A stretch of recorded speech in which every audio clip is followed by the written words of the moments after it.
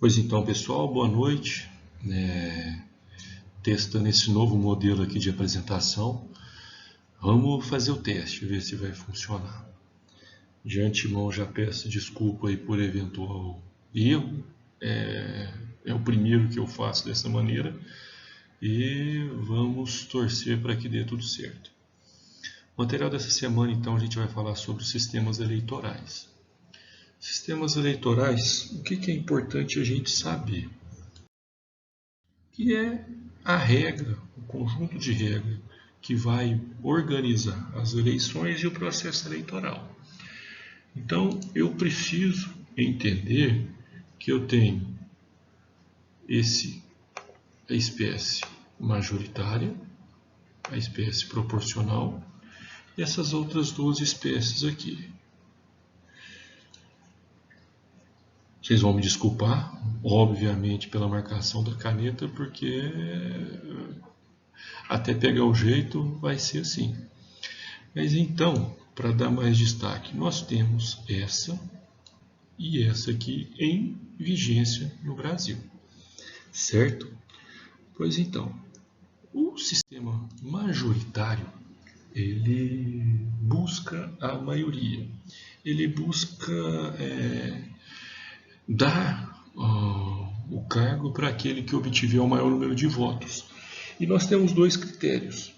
Nós temos o critério da maioria simples, que é o que a gente tem na eleição para senador, e nós temos o critério da maioria absoluta, que é o que nós temos na eleição para presidente e vice, governador e vice, prefeito e vice. Certo? Fundamentação. Isso está no material antigo. No material antigo não, desculpa, no material que está em PDF também no portal. A fundamentação para o cargo de presidente, nós temos ela no artigo 77 da Constituição Federal. Do governador no 28 e do prefeito e vice no artigo 29. Um detalhe muito importante.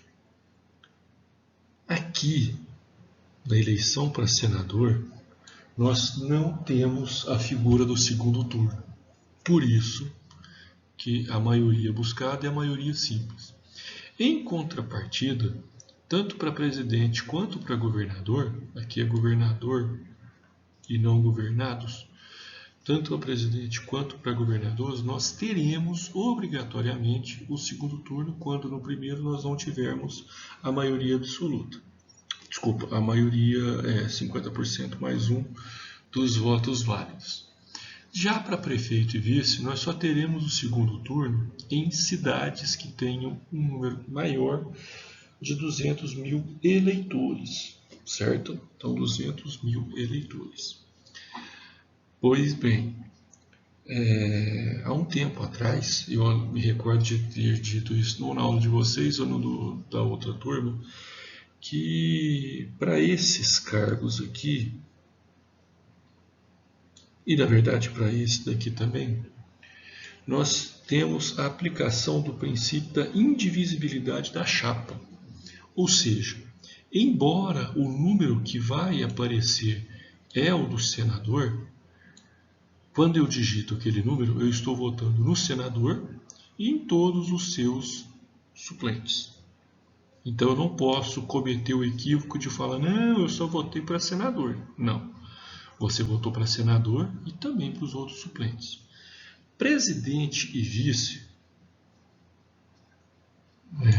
guardado qualquer tipo de debate ideológico ou concordando ou não com o que foi feito, quando nós tivemos o impeachment da nossa presidente Dilma, foi debatido muito que eu votei no presidente, eu não votei no vice. Não, isso não existe. Pela indivisibilidade, você votou tanto para o presidente quanto para o vice.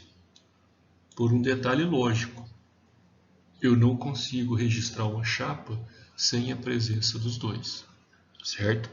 Então não cometam esse equívoco, você votou nos dois. Detalhe, tem uma regra que para o cargo de senador, quando eu estiver em campanha, eu não posso ter as indicações do suplente em um espaço inferior a 10% do total para a exposição, ou seja, é obrigatório a apresentação de todos os nomes. O sistema majoritário, então, eu tenho aqui, na esfera federal, o presidente, na esfera estadual, o governador, na esfera estadual ainda, o senador, e na esfera municipal, o prefeito. Pessoal, eu não sei se tem aqui nos slides, mas se não tiver já fica explicado aqui. A eleição, o mandato do senador é de 8 anos. E a renovação, vamos por assim dizer, ela acontece 1/3, 2/3. De modo que em uma eleição eu tenho a escolha de 2 senadores e na próxima eleição eu vou ter a escolha de 1 senador. Certo? Sempre para o mandato de 8 anos. Já o proporcional, na esfera estadual, Distrito Federal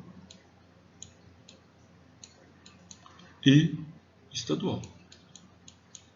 Já o vereador seria o municipal.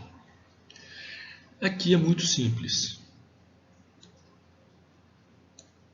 Será eleito o candidato que obtiver o número de votos que alcance o coeficiente partidário.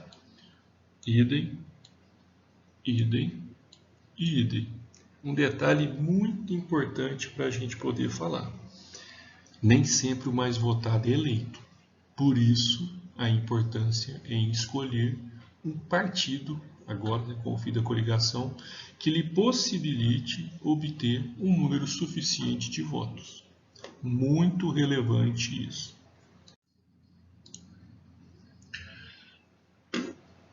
Vamos lá. O sistema proporcional, ele, como foi dito anterior, a gente vai definir os eleitos para deputado federal, deputado distrital e deputado estadual, além do vereador. Beleza. Agora a gente precisa entender o seguinte. O cargo de deputado federal, ele possui a previsão constitucional. Beleza. O número máximo de cadeiras que nós temos são 513.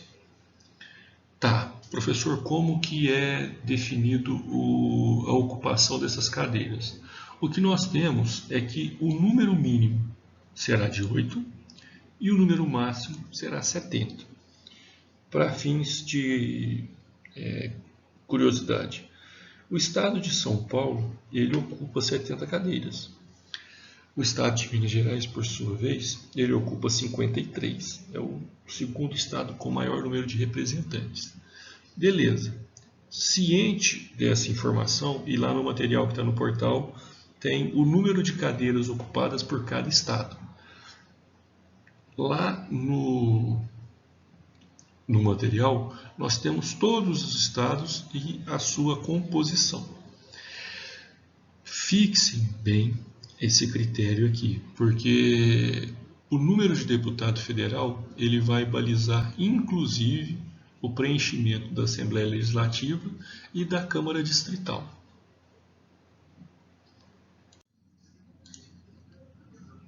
Vamos lá.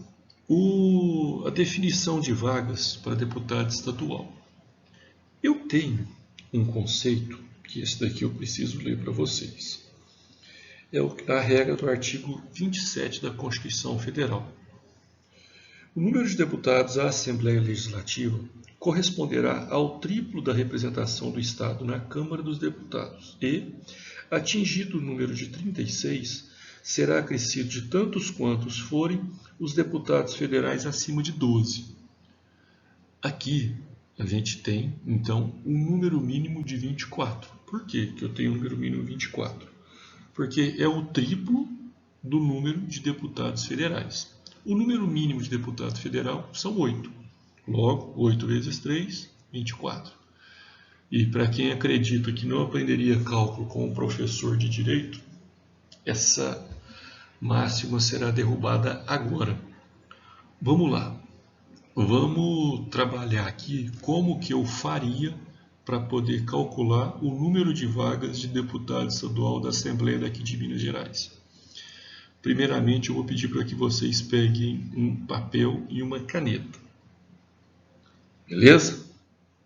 Daí, mais um minutinho para todo mundo pegar. Todo mundo pegou lápis ou caneta e um pedaço de papel. Quantos são os números de deputados federais de Minas Gerais? 53. Beleza. Esse 53, eu preciso diminuir o 12.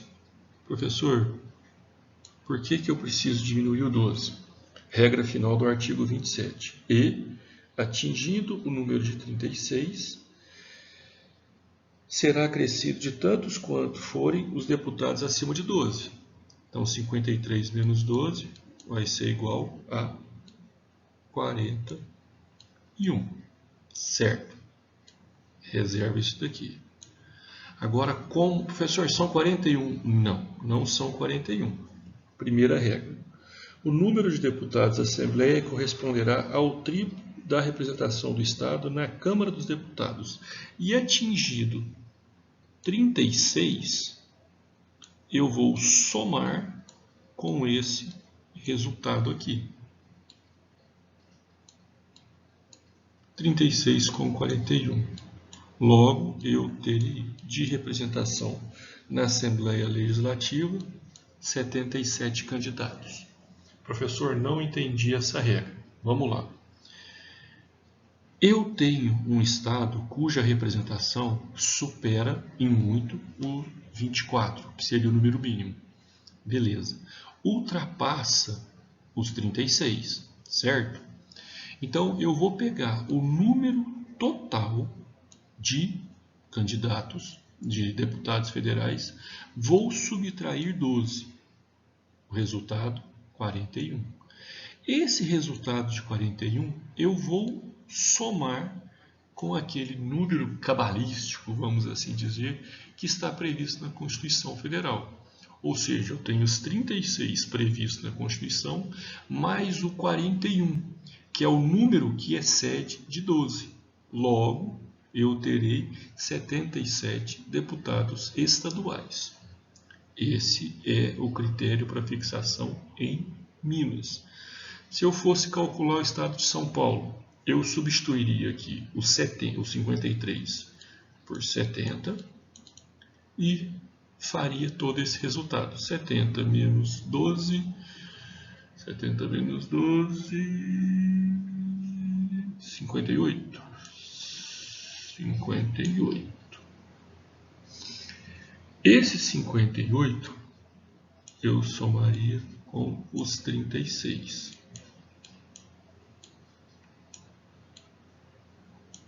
E o resultado é o número de deputado estadual no estado de São Paulo. Beleza. Vamos agora para a Câmara Distrital. Obviamente, nós só temos um. Como como o Distrito Federal, ele é representado por 8 deputados federais, a regra para fixação do número de deputados é 8 vezes 3. Resultado, 24. Ou seja, nós temos no Distrito Federal o total de 24 deputados distritais. Por quê, professor? Primeira parte do artigo 27. O número de deputados da Assembleia corresponderá ao triplo da representação do Estado na Câmara dos Deputados. Se eu tenho 24, será 24. No caso dos vereadores, aqui eu vou pedir para que vocês analisem com base no material que está no portal. Porque a regra do artigo 29 da Constituição, ela define o número mínimo e ela define o número máximo. Só que esse número mínimo e esse número máximo, ele é definido por um número de eleitores daquele município. Ou seja, eu posso ter até o número X de vereadores, considerando o número de eleitores que eu tenho no meu município. Certo? Beleza. Para quem achou que a gente só ia trabalhar cálculo no direito do trabalho, e naquele slide anterior, vamos trabalhar um pouquinho mais de cálculo. Aqui nós vamos definir o coeficiente eleitoral, que é o número que a gente começa a fixar o preenchimento das vagas para determinado cargo que está sendo concorrido. Como que eu tenho esse? Primeiro, eu só uso o coeficiente eleitoral no sistema proporcional, porque o majoritário vai ser pela maioria. Então, eu tenho o coeficiente eleitoral, que é o número de votos válidos dividido pelo número de cadeiras. Ou seja, eu preciso saber o número de votos válidos para poder calcular o coeficiente eleitoral. Lembrando que, para essa finalidade, e apenas para essa finalidade, fração superior a meio, eu arredondo para mais. Então, 1,5 vai ser 2. E fração inferior, eu arredondo para menos. 1,4 vai ser igual a 1. Certo?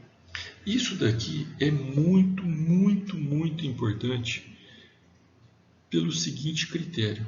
Eu não posso errar pelo excesso e nem posso errar pela escassez. Então, a regra da fração ela é muito importante aqui. Mais de meio, acrescento para mais. Menos de meio, eu acrescento para menos. Certo? Ótimo.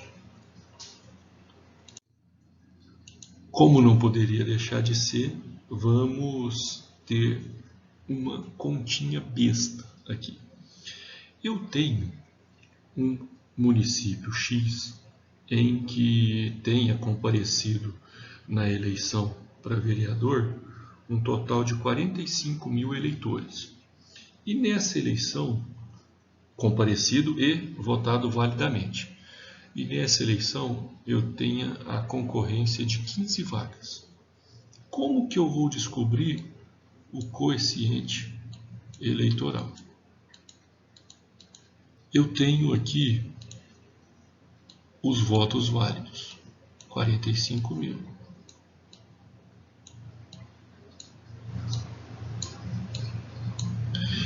E eu tenho aqui o número de cadeiras, que são 15. O que eu preciso fazer? Dividir 45 por 15. O coeficiente eleitoral vai ser igual, então, a 3.000.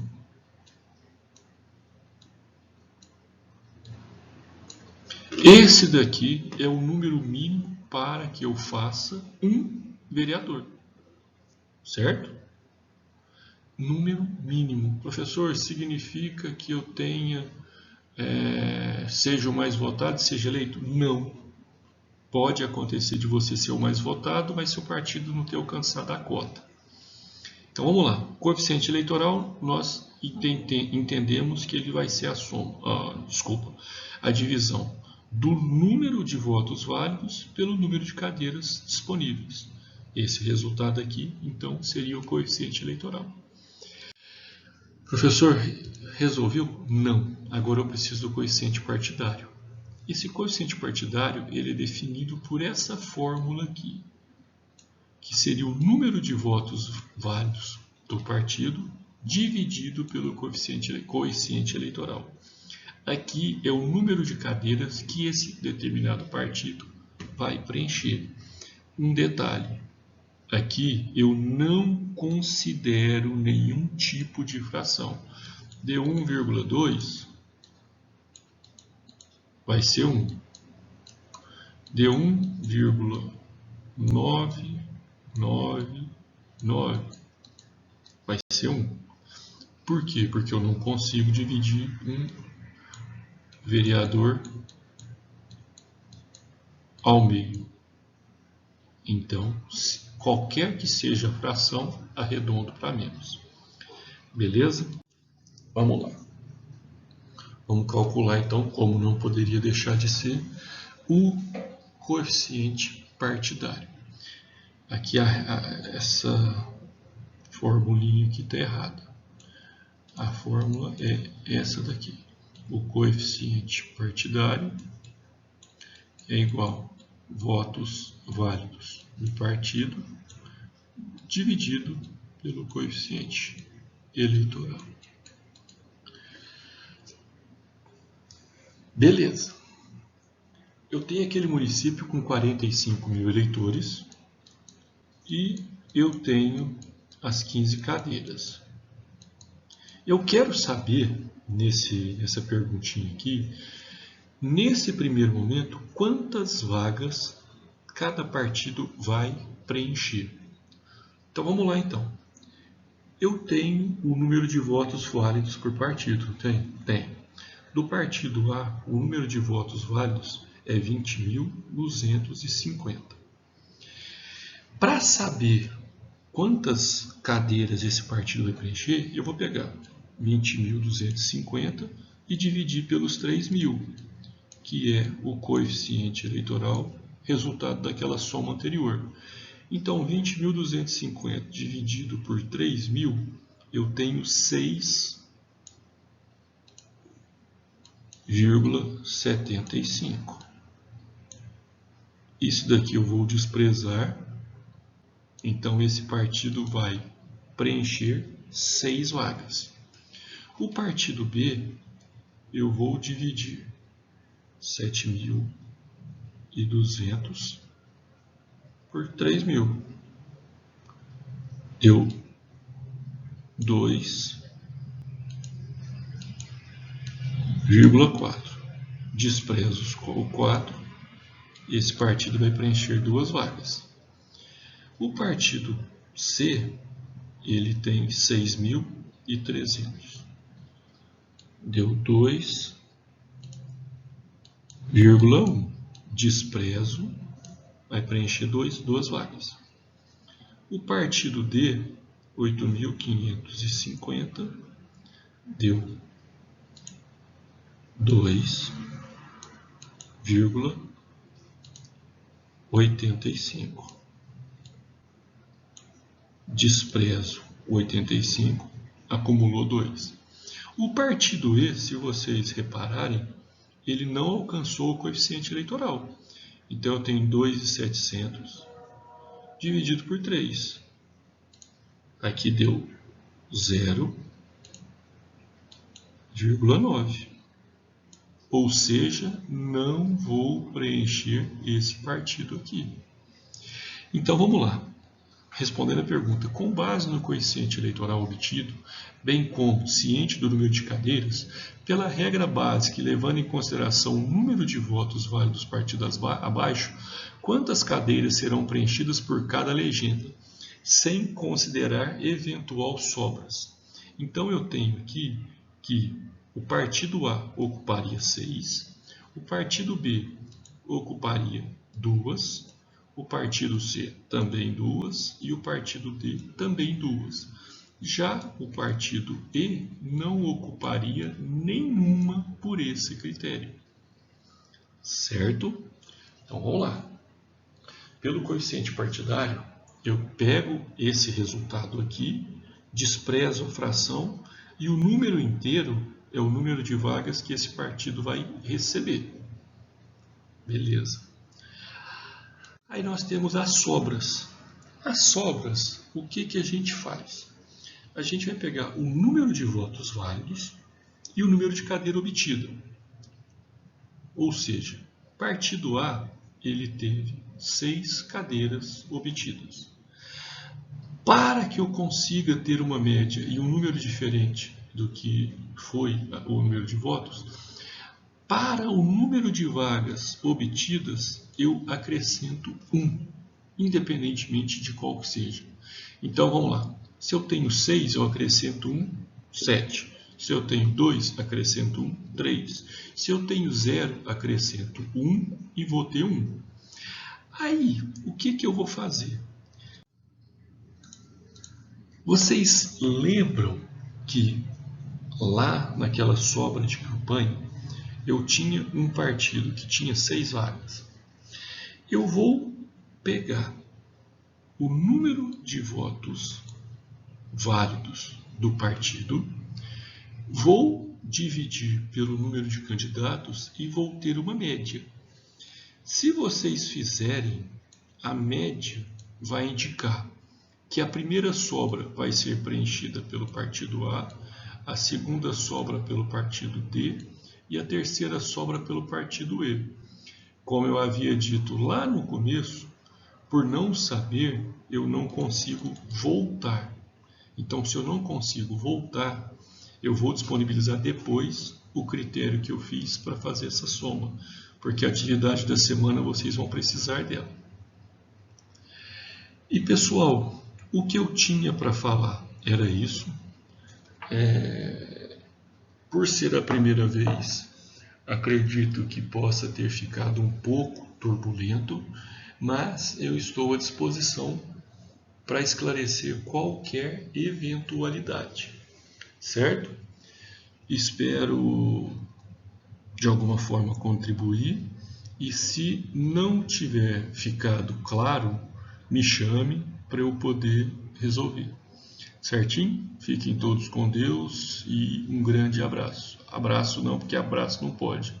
Um namastê.